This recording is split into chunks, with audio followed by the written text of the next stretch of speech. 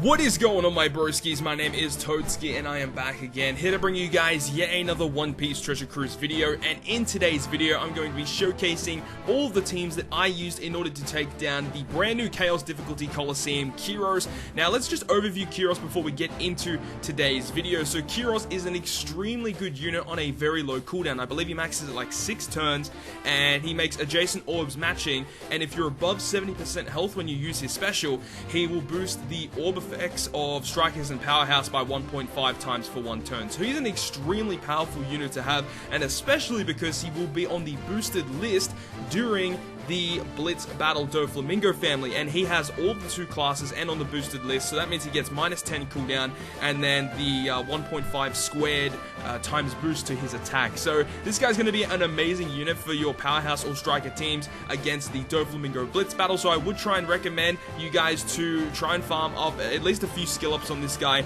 because remember, he does get minus 10 cooldown, so he is pretty usable only after a couple of skill ups, so he's very, very nice to have. But this is a very, very difficult Coliseum, so do not expect to go through this very easily. In this video though, I'll try and explain each of the stages as best as I possibly can for you guys. Hopefully you guys do enjoy the video, and if you guys do enjoy it, make sure to smack the like button down below. But without further ado, let's get straight into today's video. Round number 1 is going to be against Baron Tomago. Now he has 3.5 million health and he'll attack every 2 turns for 9,688 damage. He has a debuff protector for 98 turns. When he goes below 50% health, he applies a damage reduction for 5 turns, and when you get him below 20%, he will apply 100,000 defense for 5 turns. So definitely get him close to about 50% and then burst him down from there in order to be beating this guy as easily as possible. So I'll see you guys in round number 2 of the Coliseum.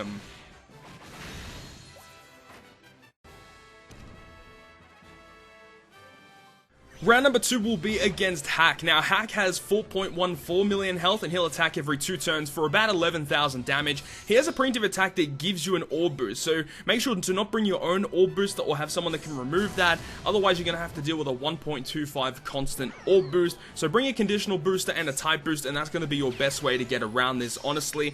Under 50%, he actually does some damage to you, and under 20%, he actually will go ahead and berserk and also double his attack, so be careful about that as well. But I'll see you guys on round 3 of the Coliseum Kyros.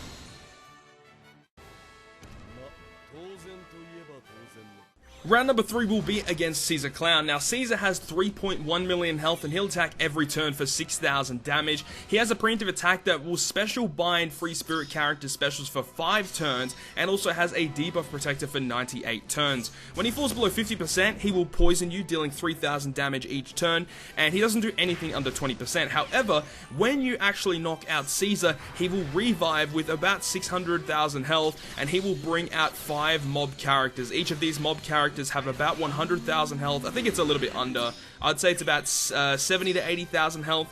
So make sure to bring either someone that can wave clear or something like that. That's your best bet in order to take on the revival stage. But all in all, not a very difficult stage, and I'll see you guys on stage 4 of the Coliseum.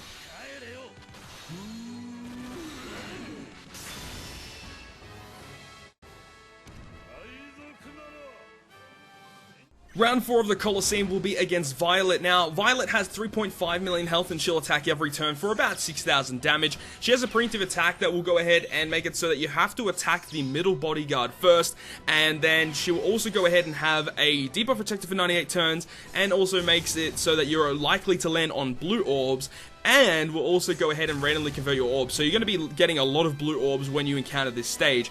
The mob characters, the bodyguard has about 200,000 health, and the bodyguards on the side have about 150,000 health. So you got to make sure you take those guys out, especially the middle one, because you are focused on that one first. Then you can target out on Viola. So anyways, guys, I will go ahead and see you in the final stage of the Coliseum.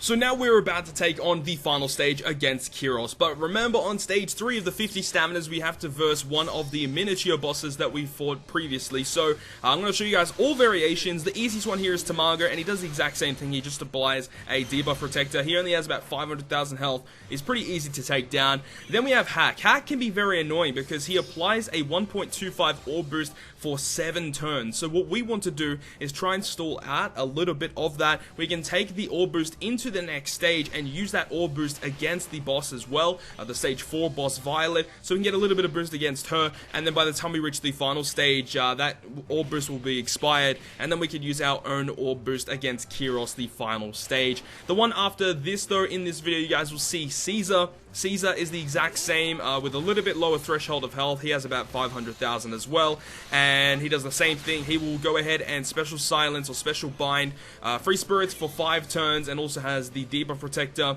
Under 50% he does poison, but it's only 2400 damage per turn, not 3000 damage per turn.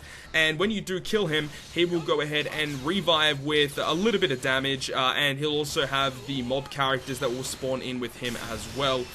So yeah, this stage is the most annoying of the mini-boss stages, but still, either way, even if you do get poison, it's not a massive deal. It's not that much damage, and depending on what team you're bringing, I guess it really depends on what team you bring, because some teams might not care about taking damage, or some teams actually really depend on how much health they have, but ideally you don't want to get poisoned by Caesar here.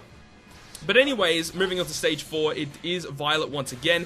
This time she only has 2 million health. I think it's 2.01 million health or 2.09 million health. It's something like that. It's a little over 2 million health, unlike previously that was 3.5 million. And the middle mob character has 130,000 health, the ones on this side have 80,000 health, and they do the same thing as before, give you lots of blue orbs every single turn continuously, and she also shuffles your orbs on that first turn so you can make sure that you are getting blue orbs. So overall, Gear 4 is going to be really annoying for this, because I know a lot of people have Gear 4 and want to use him. Gear 4 is going to struggle against this because of how many blue orbs you get, and Timeskip Luffy is going to struggle, especially against the Caesar stage, because you get special silence. So really trying to hinder Luffy a little bit on this particular Coliseum in general, but overall, you know, this is going to be the tricky stage for people to get around. But then we talk about Kyros, the final boss. He has 6.9 million health. He attacks every turn for 7,000 damage. He has a preemptive attack that will deal 20% of your health. He blocks your chain to 1.5 for 3 turns. He also will go ahead and invalid your recovery for 5 turns, and also has a debuff protector. Do not go ahead and use any HP cuts on this character, otherwise he will recover all the way back to full, and under 20% he will instantly kill you. So make sure to be very, very careful about not getting him below 20%. So what I would do is try and burst, getting close to 50%, and then burst him from there. But overall, hopefully you have enjoyed the video, and I'll see you guys in the next one.